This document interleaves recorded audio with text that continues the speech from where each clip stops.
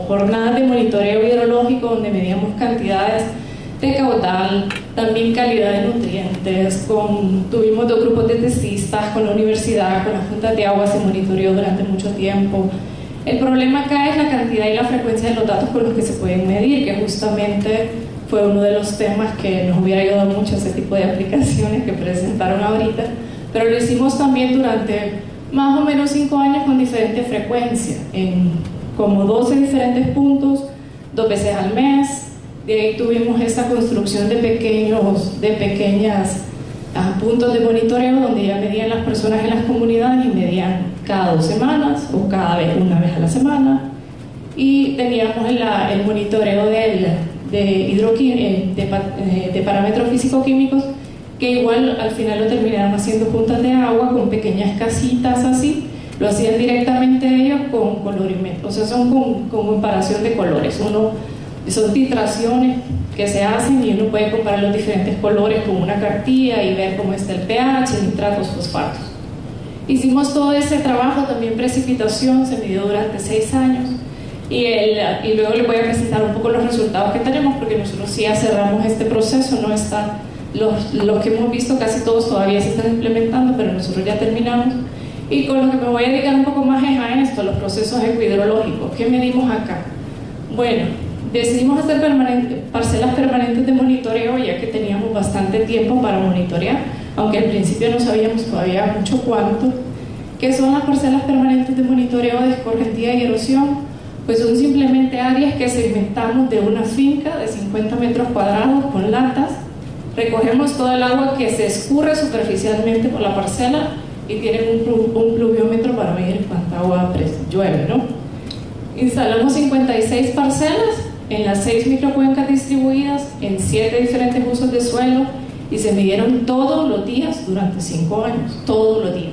Entonces eso lo hizo obviamente las personas de las comunidades. Yo no estaba ahí, al principio éramos un equipo que estaba José Roberto, pero ya luego José Roberto se fue a otros rumbos y nos abandonó y me quedé yo y prácticamente pues era yo, y midiendo 56 parcelas. Entonces capacité a las señoras, digo señoras porque todas eran mujeres, no porque lo hiciéramos a propósito, sino que eran las que le dieron mayor importancia al tema, lo hacían con mucha motivación, muchas eran jóvenes. Entonces a las mujeres en mantener estas parcelas, quiero ver aquí, creo que tengo una foto. Sí, en mantener las parcelas, ya les voy a enseñar otra foto. Y lo que ellas hacían prácticamente es todo el agua que se escurre en la parcela se escurre a unos toneles de 200 litros. La persona medía todos los días, después de que llovía, cuánto llovió en el pluviómetro, cuánta agua se escurrió en el barril, revuelve la muestra de agua que tenemos en el barril hasta que sea homogénea, recoge una muestra de 1 litro, me la rotula y la guarda. Y yo paso cada 3 semanas a recoger las muestras, a revisar el libro, cada 4 semanas, ¿no? Eso en 56 lugares. Y medimos diferentes, teníamos las parcelas de línea base, que eran los granos básicos que se siguieron trabajando igual durante los 5 años, y teníamos un par de parcelas testigo de bosque primario en Huizayote, bosque de coníferas en la zona de Copán Ruinas, y teníamos las parcelas que eran en transición, es decir, las parcelas que empezaron grano básico, pero después se sembraron sistemas agroforestales y que las seguimos monitoreando durante 4, algunas 5 años. Bueno, entonces así se ven las parcelas. Aquí se logra ver mejor una. Esta es la misma, por ejemplo. Esta es una parcela que hizo transición de pasto a un sistema de aguacate. Acá casi no se ve, pero aquí hay una acequia con zacate Bristol. No me acuerdo el nombre del zacate, pero es una acequia y tiene 2 terrazas de 2 metros.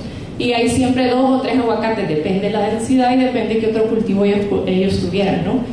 Entonces siempre en una microcuenca había 3 parcelas de monitoreo, o sea, los datos siempre son el promedio de 3, 56, en realidad por 3, porque cada punto son 3 parcelas y se hace el promedio de las 3.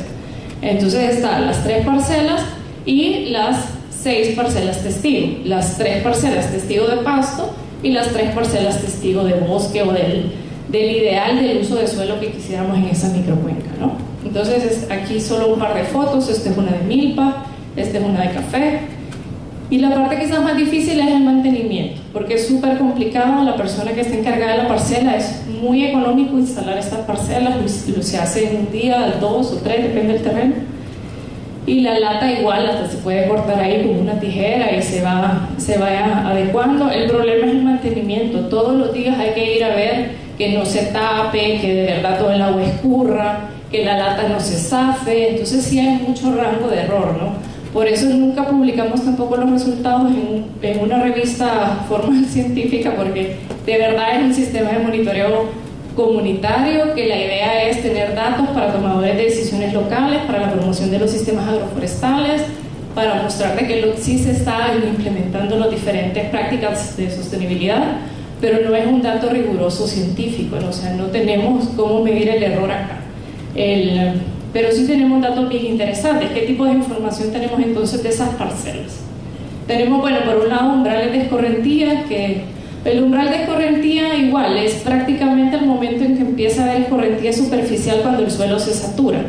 Tenemos, por ejemplo, para una zona, la que les mostré en la foto de Pasto, teníamos, por ejemplo, que una parcela de pasto con 14.5 milímetros de lluvia en promedio empieza a haber escorrentía superficial para esa pendiente, para esa característica del suelo, ¿no? La misma pendiente, la misma característica de suelo, un bosque mixto, 58.3 milímetros y todavía no hay escorrentía superficial, que eso ya es tormenta casi, ¿no? Pero este es bosque primario de Huizayote, es increíble este bosque. Y luego tenemos granos básicos, por ejemplo, 17.8, similar a Pasto, y este está comparado con este bosque de coníferas, que es en la misma zona con 47 milímetros. Entonces sí tenemos como esta línea base y nos ayuda también para tener diálogo sobre la importancia de la protección del bosque, porque por más que queramos implementar sistemas agroforestales, nada nunca va a comparar la capacidad de un bosque, ¿no? Lo vemos aquí. Entonces vemos la reducción. Este pasto hace 10 años era este bosque y se redujo el umbral de escorrentía en un 75% en 10 años. Entonces ni siquiera era pastoreado, solo metían vacas como una vez cada 4 semanas. Entonces sí, el impacto es fuerte con el cambio de uso de suelo, pero también logramos ver el efecto de nuestros sistemas agroforestales. Este pasto, que es el de la foto, con el árbol de frutales de aguacate, pasó después de 4 años de 14.5 milímetros a 30, que sí es un cambio significativo. Y lo mismo con café. Entonces tenemos estos datos. Voy a pasar súper rápido los datos porque la idea no es verlos, sino es que vean qué información es la que obtuvimos de un monitoreo realizado casi 100% por las comunidades y con muy poco presupuesto, ¿no? Y también administrado por muy poco personal. Entonces tuvimos impactos fuertes en los sistemas agroforestales. Otro dato interesante es el coeficiente de escorrentía, que aquí no es cuánto empieza a haber escorrentía, sino cuál es el porcentaje de la lluvia total anual que se escorre superficialmente y cuál se infiltra. Este dato es más complicado que el otro, porque aquí hay más factores de error, pero aún así en todas las microcuencas tuvimos que el coeficiente de escorrentía se redujo, es decir, escurrió menos agua que en las parcelas testigo, y la mayoría de las parcelas mostraron un aumento en la capacidad de infiltración después de 4 años. Entonces este dato también se puede obtener con estas parcelas que son sumamente económicas. En promedio se redujo el coeficiente de escorrentía. Se agarró todas mis parcelas que hicieron transición, o sea, de pasto a frutales, de granos básicos a café, 11%. Ese es como el dato base que tenemos. Otro dato que se saca, porque recuerden que las personas tomaban las muestras de agua, entonces eso era para medir erosión, simplemente lo filtramos en filtro de café del súper y se puso a secar en un horno 48 horas, igual durante 5 años. Entonces, igual tenemos, por ejemplo, valores de erosión altísimos, que me recuerdo cuando lo reportamos a Alemania, decían, ¿cómo? 124 toneladas por hectárea por año. Pero lo comprobamos año con año, eran valores altísimos. Incluso acá, que decimos tuvimos una reducción del 23% de la erosión después de 5 años de implementar sistemas agroforestales, bocachi, acequias, terrazas, pero aún así estamos con 124 toneladas. Obviamente es una pendiente, unos barros impresionantes en Carcaja, eso José Roberto conoce. Hay cárcavas, o sea, es una zona de alta erosión, pero frecuente en la región trifina. Y tenemos zonas donde tenemos muy poca erosión, con suelo súper arenoso, con una infiltración muy alta, donde incluso el café tuvo el efecto contrario, tuvimos un poco más de erosión, que si lo vemos en puntos porcentual sí ve bastante, pero bueno, hubo un aumento ahí.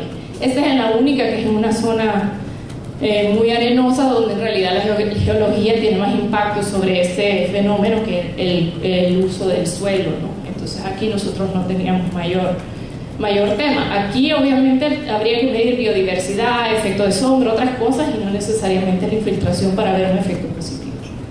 Ese dato se saca de eso. Como les decía, estamos en 6 lugares de esta región. Me voy a pasar esto rápido. Otra información que sacamos es como decir, bueno, tenemos una idea como idea base de los diferentes usos de suelo y la erosión que se está dando en la región Trifinio, que normalmente no existe. La mayoría de modelos de erosión lastimosamente han sido desarrollados en Europa. Las curvas de erosión ni siquiera reaccionan a veces a los factores que aquí tenemos con la capacidad de erosión de cada lluvia. Entonces son cosas que en realidad tenemos que empezar a generar más datos para ir calibrando mejor los modelos que ya existen. Bueno, y aparte hay información como etapas más erosivas, se pueden ver relaciones entre escurrimiento, pérdida de suelo, todo eso está en el documento, está online también si lo quieren ver. También hicimos estudios de infiltración durante 5 años, 2 veces al año en el mismo lugar, en diferentes usos de suelo, y con eso pues lo que se tiene son los cambios de infiltración, es decir, cómo ha ido cambiando el suelo con los diferentes sistemas que se están implementando. Acá, por ejemplo, era un bosque, un café abandonado, y decíamos, bueno, eso es a lo que quisiéramos aspirar. ¿Qué pasa si empezamos con ¿no? Esta era la situación de línea base, era como un 6% de esta capacidad total, y cómo fue aumentando año con año, lo pudimos ir viendo en algunos casos, en la mayoría. En general igual tuvimos, creo que abajo decía, tuvimos un aumento del 14% en la capacidad de infiltración. Hubieron casos como Mezcal, el que les mencionaba, que siempre fue muy atípico, pero en general siempre tuvimos un aumento. De la parte del sistema de monitoreo hídrico, bueno, acá igual tenemos líneas de caudal, obviamente. Tenemos también ese tipo de gráficos que muestran las concentraciones de nitratos o fosfatos en un punto específico, y podemos identificar ciertos puntos y lo podemos identificar con la cosecha de café que está sucediendo. Pero más que eso, para ayudar a identificar de verdad cuál es el efecto con los cambios que estamos teniendo, tendríamos que intervenir en un área muchísimo más amplia en la microcuenca, ¿no? Que no la tenemos. También hicimos índices. Esto es una tesis, por ejemplo, de la Universidad Nacional acá. Hicieron índices con los diferentes parámetros que se estaban midiendo en las diferentes fuentes de agua, y podíamos decir, bueno, en la zona de esta microcuenca la calidad está mala, tenemos coliformes, medimos también coliformes con plaquita Petri, que también en el momento lo podíamos hacer, y todos estos datos también se midieron durante mucho tiempo. Sí, a las comunidades les ayuda mucho y fueron muy útiles para el modelo forestal, por ejemplo, que es muy similar al que están trabajando con Procambio. Sí ayuda a la concientización de las comunidades, a las juntas de agua, a conocer sus parámetros y sus valores, pero no ayuda para determinar el efecto de un sistema sobre la cuenca. Hay que tener un área muchísimo más grande de impacto, ¿no? Bueno, entonces decían, ¿qué puedes hacer ahora con los datos que ya tenés para ver cuál sería el efecto sobre la cuenca? Entonces, en una microcuenca nada más instalamos un radar Sutro que teníamos ahí. Eso sí ya es un poco más caro, pero teníamos entonces monitoreo cada 10 minutos en una hora toma, ¿no? Entonces aquí la idea era como validar los datos que estábamos teniendo de campo, de escorrentía, infiltración y erosión para esta microcuenca, y ver si estábamos más o menos pues similares que con el modelo, ¿no? Entonces usamos SWAT, que SWAT igual es gratis, cualquiera lo puede bajar, aunque sí pide una gran cantidad de datos. Normalmente modelos digitales de elevación son gratis, usos de suelo ahora también es gratis. El problema es el mapa de suelos. Eso sí, ahí toda la gente dice, bueno, ya no puedo porque no lo tengo. Pero hay un montón de papers o estudios que incluso lo han hecho con un tipo de suelo, 2 tipos de suelos o 3, y las respuestas no son tan malas. Obviamente los rangos de error varían, depende de la importancia del suelo en cada cuenca. Nosotros lo hicimos con 3 tipos de suelo. Tuvimos un periodo de calibración y de validación muy bueno, con R de arriba de 0.8, que es muy bueno para un modelo. Y de ahí hicimos una cosa que también fue bien interesante para ver el tema de la escorrentía, y fue un hidrograma unitario. Un hidrograma unitario es que nos pusimos en un punto y durante 10 minutos estuvimos midiendo mientras está lloviendo, ¿no? Y medimos cuánto llueve cada minuto, cada 5, cada 10 minutos, y cuál es la respuesta del pequeño riachuelo que estábamos midiendo en esa cuenca a la lluvia. Entonces ahí sacamos el índice el porcentaje de escorrentía de ese segmento de la cuenca y lo comparamos con SWAT, y vimos de que, por ejemplo, lo que nosotros medimos en campo es un coeficiente de escorrentía para ese evento de precipitación de 8.4 y el de SWAT fue de 7.3, o sea, muy similar. Dijimos, bueno, digamos que ya lo calibramos, y entonces utilizamos los cambios de uso de suelo para un área específica de una microcuenca, y dijimos, este es el uso de suelo sin intervención, granos básicos arriba del 50%, con intervención, granos básicos abajo por el 44%, y obviamente el aumento fuerte de café de 8 a 19, ¿no? ¿Y qué efecto tiene esto sobre el caudal? Y el efecto no, aquí apenas se logra ver. El generado por SWAT es este amarillito, es el 2009, o sea, el uso de suelo sin intervención, y el rojito es con intervención. Como ven, hay una fuerte diferencia en los caudales pico, que sí es cierto, son los caudales que causan la mayoría de daños con inundaciones y cuando vienen esas crecidas fuertes que se llevan puentes o incluso se pueden llevar aldeas. Aquí hubo una reducción, pero el truco es que esos caudales nunca los podemos medir, al menos que tengamos estaciones muy bien equipadas, porque normalmente se salen de los rangos de lo que estamos esperando. Entonces, aquí asumimos de que tuvimos muy un índice de que hubiéramos podido detectar un cambio con la intervención que nosotros hicimos a nivel de cuenca, pero muy difícil de monitorear, ¿no? En los caudales bases, que era nuestra esperanza de encontrar un aumento en los caudales bases, no encontramos en esta cuenca específica. Entonces sí encontramos un aumento en la infiltración, una reducción en la escorrentía, pero todavía no es significativo para hacer una diferencia en el caudal base de una cuenca, ¿no? Que sí era un poco lo que esperábamos, pero por lo menos sí nos muestra de que SWAT era capaz de reflejar el comportamiento de la cuenca, y que aparte de los datos que estábamos levantando en campo sí estaban como acertados, por decir algo, ¿no? Entonces tuvimos en general sí se logró medir una pequeña reducción de caudales máximos en SWAT. En el 2014 tuvimos una precipitación tremenda, me acuerdo, pero aquí sí tuvimos un caudal máximo alto, pero no tenía nada que ver ahorita con eso, sino con la cantidad de lluvia que cayó. Entonces, en general sí se logró documentar o reflejar con el modelo lo que estábamos midiendo en campo.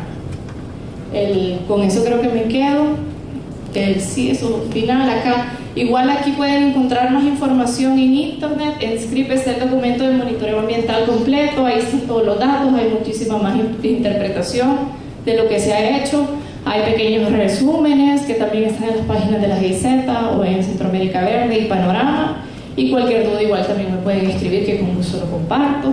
Hicimos un par de documentos como estos, donde también se resumen la interpretación de los datos.